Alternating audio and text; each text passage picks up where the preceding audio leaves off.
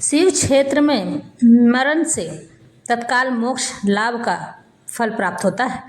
हर हर महादेव। जय श्री राम मित्रों, राधे राधे। मैं नीतू पांडे यूट्यूब चैनल पर आप सबका स्वागत करती हूँ। इस प्रसंग का वर्णन वायवी संहिता के शिव महापुराण में मिलती है।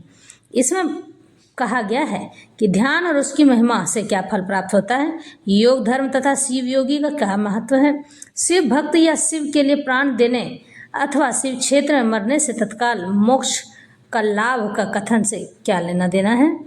यानी कि जो व्यक्ति शिव जी की उपासना करता है और वहाँ उसकी मृत्यु हो जाती है तो उस व्यक्ति को क्या फल प्राप्त होगा, मरने के बाद वह कहाँ जाएगा, किस प्रकार से अपने उसकी आत्मा किस जगह जाएगी, यह बात कहते हैं उपमन्यु श्री कृष्ण से कहते हैं।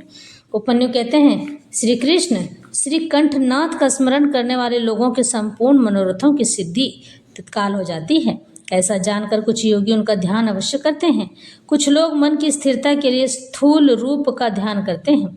स्थूल रूप के चिंतन में लगकर जब चित्त निश्चल हो जाता है तब सूक्ष्म रूप में वह स्थिर होता है।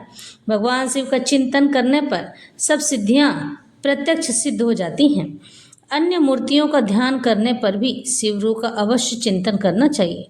जिस जिस रूप में मन की स्थिरता लक्षित हो उसका बारंबार ध्यान करना चाहिए। ध्यान पहले सविषय होता है, फिर निर्विषय होता है, ऐसा ज्ञानी पुरुषों का कथन है। इस विषय में कुछ सत्पुरुषों का मत है कि कोई भी ध्यान निर्विषय होता है नहीं, बुद्धि की कोई प्रवाह रूपा संतति ध्यान कहलाती है। इसलिए निर्विषय बुद्धि यानी कि जिस विषय पर कोई चर्चा न हुई हो उसे कहते हैं निर्विषय बुद्धि। केवल निर्गुण निराकार ब्रह्म में ही प्रवृत्त होती है। निर्गुण का मतलब होता है जिनमें कोई गुण रहित हो। इसलिए सविषय ध्यान प्रातः काल के सूर्य की किरणों के समान ज्योति का आश्रय लेने वाला है। यहाँ कहा गया है कि जो ब्रह्म मुहूर्त यानी 3 बजे उठता है तो वही भगवान शिव के समान ज्योति का आश्रय लेने वाला है, वही शिव की कृपा प्राप्त कर सकता है। तथा निर्विषय ध्यान सूक्ष्म तत्व का अवलंबन करने वाला है। यानी कि जो लोग सूर्योदय के बाद उठते हैं या सूर्योदय की प्रातः काल के दूसरे पहर में पूजा करते हैं वह भगवान के थोड़े आशीर्वाद का फल प्राप्त करते हैं। इस दो के सिवा और कोई ध्यान वास्तव में नहीं है। अथवा सविषय ध्यान साकार स्वरूप का अवलंबन करने वाला है तथा निराकार स्वरूप का जो बोध या अनुभव है वही निर्विषय ध्यान माना गया है। वह सविषय और निर्विषय ध्यान ही क्रमशः सबीज और निर्बीज कहा जाता है। यानी कि जो बीज हो अलग हो, जो बीज रहित हो। निराकार यानी कि जिनका कोई आकार नहीं है, आश्रय लेने से उसे निर्बीज और साकार का आश्रय लेने से सबीज की संज्ञा दी गई है। यानी कि जो निराकार पर ब्रह्म की परमात्मा की उपासना करते हैं उनके लिए निर्बीज यानी कि जो बिना बीज रहित है उनका साकार आश्रय लेने से सबीज की संज्ञा दी गई है। यानी कि भगवान जो दिखाई नहीं देते हैं लेकिन फिर भी दिखाई देते हैं। यानी कि जैसे श्री कृष्ण उन्होंने कहा मैं पर ब्रह्म हूँ, लेकिन उनको देखने के लिए दिव्य दृष्टि की आवश्यकता होती है और हम उन्हें साकार रूप में यानी कृष्ण रूप में पृथ्वी पर पूजते हैं, जिन्हें यह इस सबीज की ध्यान की संज्ञा दी गई है। अंत में सब प्रकार की सिद्धि के लिए निर्विषय अथवा निर्बीज ध्यान करना चाहिए। प्राणायाम करने से क्रमशः शांति आदि दिव्य सिद्धियां सिद्ध होती हैं। उनके नाम हैं शांति, प्रशांति, दीप्ति और प्रसाद। समस्त आपदाओं के शमन को ही शांति कहा गया है। तम अज्ञान का बाहर और भीतर से नाश ही प्रशांति है। बाहर और भीतर जो ज्ञान का प्रकाश होता है उसका नाम दीप्ति है तथा बुद्धि की जो स्वस्थता आत्मनिष्ठता है उसी को प्रसाद कहा गया है। ब्रह्म और आभ्यंतर सहित जो समस्त कारण हैं वे बुद्धि के प्रसाद से शीघ्र ही प्रसन्न निर्मल हो जाते हैं। ध्याता, ध्यान, ध्येय और ध्यान प्रयोजन इन 4 की जानकार ध्यान करने वाला पुरुष ध्यान करे। जो ज्ञान और वैराग्य से संपन्न हो, सदा शांत चित्त रहता हो, श्रद्धालु हो और जिसकी बुद्धि प्रसाद गुण से युक्त हो, ऐसे साधक को ही सत्पुरुषों से ध्याता कहा है। ध्येय चिंतायाम यह धातु है। इसका अर्थ है चिंतन। भगवान शिव का बारंबार चिंतन ही ध्यान कहलाता है। जैसे थोड़ा सा भी योगाभ्यास पाप का नाश कर देता है, उसी तरह क्षण मात्र भी ध्यान करने वाले पुरुष के सारे पाप नष्ट हो जाते हैं। श्रद्धा पूर्वक विक्षेप रहित चित्त से परमेश्वर का जो चिंतन करते हैं उसी का नाम ध्यान है। बुद्धि के प्रवाह रूप ध्यान का जो अवलंबन या आश्रय है उसी को साधु पुरुष ध्येय कहते हैं। इसका संपूर्ण अर्थ ये है कि जो व्यक्ति ध्यान करता है वो व्यक्ति केवल और केवल ईश्वर को ही भजता है। अगर आपने शिव जी का ध्यान आरंभ किया, उनके नाम से आरंभ किया है, तो आपको दिन रात उन्हीं का चिंतन यानी कि मन में उसी उन्हीं की उपासना करती रहनी पड़ेगी, जिसे चिंतन कहते हैं। उसी का नाम ध्यान कहा गया है। बुद्धि के इस प्रवाह रूप को बहने देना चाहिए। मन में कई प्रकार की बातें आएंगी, दिन भर आप उसी के बारे में सोचते रहेंगे। आपने जो कल किया था, आपका कोई काम नहीं बन रहा है तो आप उसी को सोचते रहेंगे ध्यान में, किंतु मुख से ईश्वर का नाम ही मन में निकलना चाहिए। बार बार ओम नमः शिवाय कहीं जाप होते रहना चाहिए। पुरुष ध्येय कहलाते हैं। इसी को ध्यान और ध्येय के बारे में बताया गया। स्वयं सांब सदाशिव ही वह ध्येय हैं जिन्हें भजा जा सकता है। मोक्ष सुख का पूर्ण अनुभव और अनिमा आदि ऐश्वर्य की उपलब्धि ये पूर्ण शिव ध्यान के साक्षात प्रयोजन कहे गए हैं। ध्यान से सौख्य और मोक्ष दोनों की प्राप्ति होती है, यानी कि सौख्य मतलब सुख। इसलिए मनुष्य को सब कुछ छोड़कर ध्यान में लग जाना चाहिए। बिना ध्यान के ज्ञान नहीं होता है, और जिसने योग का साधन नहीं किया है उसका ध्यान नहीं सिद्ध होता। जिसे ध्यान और ज्ञान दोनों प्राप्त होते हैं उसने भवसागर को पार कर लिया। समस्त उपाधियों से रहित निर्मल ज्ञान और एकाग्रतापूर्ण ध्यान ये योगाभ्यास से युक्त योगी को ही सिद्ध होते हैं। जिनके सारे पाप नष्ट हो गए हैं उन्हीं की बुद्धि ज्ञान और ध्यान में लगती है। जिनकी बुद्धि पाप से दूषित है उनके लिए ज्ञान और ध्यान की बात भी अत्यंत दुर्लभ है। जैसे प्रज्वलित हुई आग सूखी और गीली लकड़ी को भी जला देती है, उसी प्रकार ध्यानाग्नि शुभ और अशुभ कर्म को भी क्षण भर में दग्ध कर देती है। जैसे बहुत छोटा दीपक भी महान अंधकार का नाश कर देता है, इसी तरह थोड़ा सा योगाभ्यास भी महान पाप का विनाश कर डालता है। श्रद्धा पूर्वक क्षण भर भी परमेश्वर का ध्यान करने वाले पुरुष को जो महान श्रेय प्राप्त होता है उसका कहीं अंत नहीं है। ध्यान के समान कोई तीर्थ नहीं है, ध्यान के समान कोई तप नहीं है, और ध्यान के समान कोई यज्ञ भी नहीं है। इसलिए ध्यान अवश्य करें। अपने आत्मा एवं परमात्मा का बोध प्राप्त करने के कारण योगी जन केवल जल से भरे हुए तीर्थों और पत्थर एवं मिट्टी की बनी हुई देव मूर्तियों का आश्रय नहीं लेते हैं। वे आत्मतीर्थ में अवगाहन करते और आत्मदेव के ही भजन में लगे रहते हैं। जैसे अयोगी पुरुषों को मिट्टी और काठ आदि की बनी हुई स्थूल मूर्तियों का प्रत्यक्ष होता है, उसी तरह योगियों को ईश्वर के सूक्ष्म स्वरूप का प्रत्यक्ष दर्शन होता है। जैसे राजा को अपने अंतःपुर में विचरने वाले स्वजन एवं परिजन प्रिय होते हैं और बाहर के लोग उतने प्रिय नहीं होते, उसी प्रकार भगवान शंकर को अंतःकरण में ध्यान लगाने वाले भक्त ही अधिक प्रिय हैं। ब्रह्म उपचारों का आश्रय लेने वाले कर्मकांडी ही नहीं। जैसे लोक में यह देखा गया है कि बाहरी लोग राजा के भवन में राजकीय पुरुषोचित फल का उपयोग नहीं कर पाते हैं, केवल अंतःपुर के लोग ही उस फल के भागी होते। उसी प्रकार यहाँ ब्रह्मकर्मी पुरुष उस फल को नहीं पाते जो ध्यान योगियों को सुलभ होता है।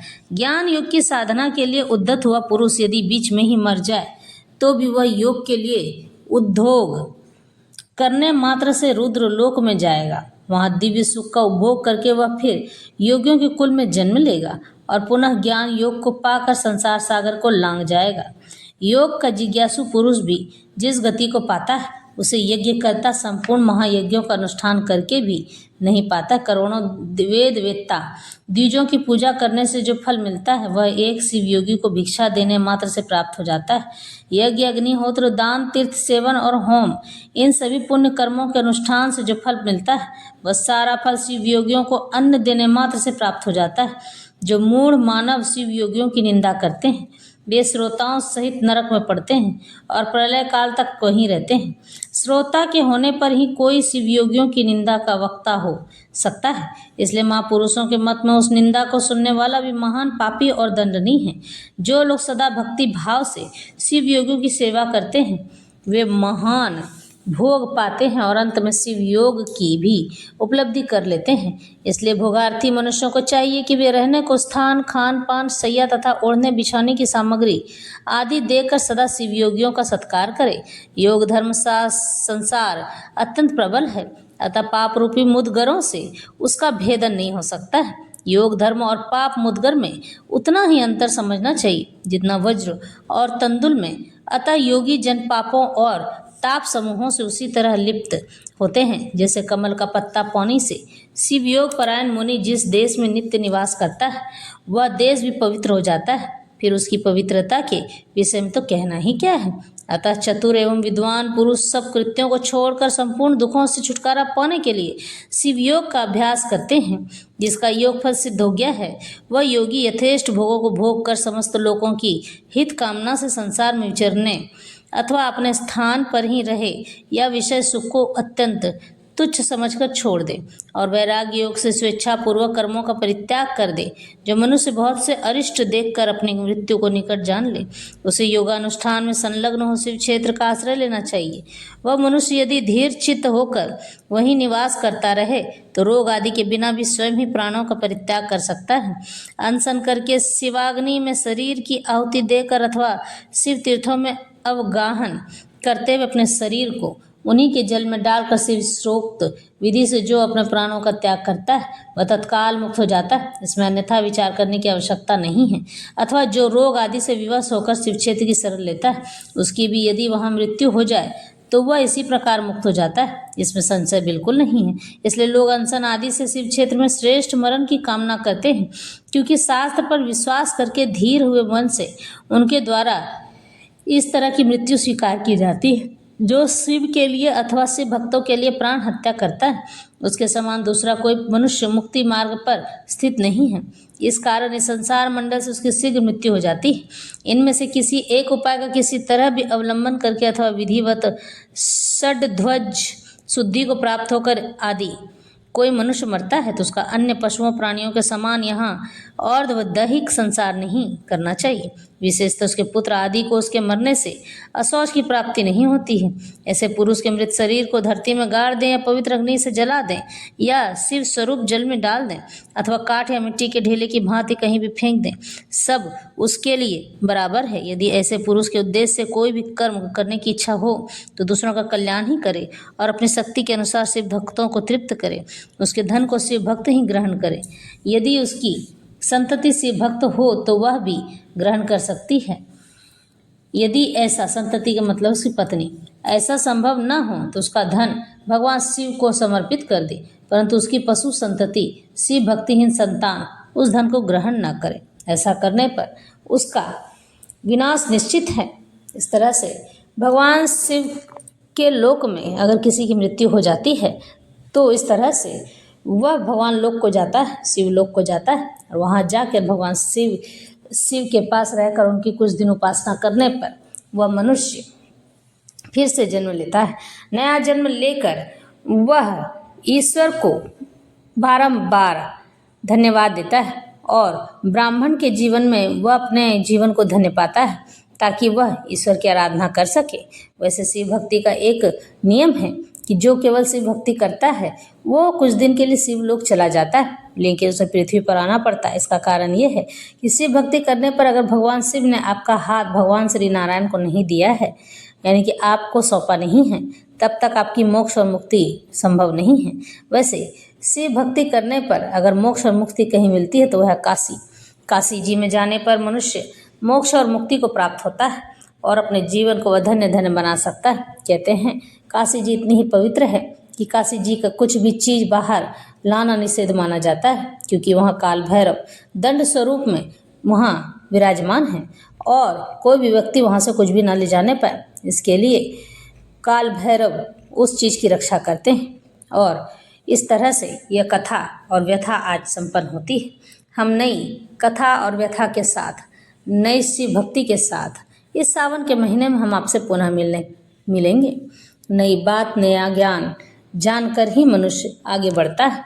अपने अच्छे या बुरे कर्मों का भागी होता है, वह स्वयं होता है, क्योंकि जो मनुष्य ईश्वर का नित्य चिंतन और ध्यान मनन करता है वह कभी गलत रास्ते की ओर नहीं जाता है। मनुष्य के जीवन में अनुशासन का होना उतना ही आवश्यक है जितना कि आपके जीवन में भोजन का। जो मनुष्य अपने अनुशासन में रहता है वह हर कार्य नियम से करता है तो वह कभी ईश्वर से विमुख नहीं हो सकता है। ईश्वर से विमुख होने के लिए आपका अनुशासन विहीन हो जाना ही सबसे बड़ी बात है। जो व्यक्ति अनुशासन विहीन हो गया, वह व्यक्ति किसी भी प्रकार से, किसी भी तरह से अपने जीवन में सफल नहीं हो सकता है। सफल बनने के लिए अनुशासन यानी नियमों का पालन करना आवश्यक है। जिस दिन आप अपने मन से नियम का पालन करने लग जाएंगे, उस दिन पंडितों को मेहनत नहीं करनी पड़ेगी। क्यों? क्योंकि आपको उपाय व टोटका बताकर पंडित असल में उस पूजा के नियम का पालन करवाते हैं। उन्हें यह मजबूरी में भी करना पड़ता है, क्योंकि धर्म का ठेका पंडितों ने जो ले रखा है। इस तरह से कथा संपन्न होती है।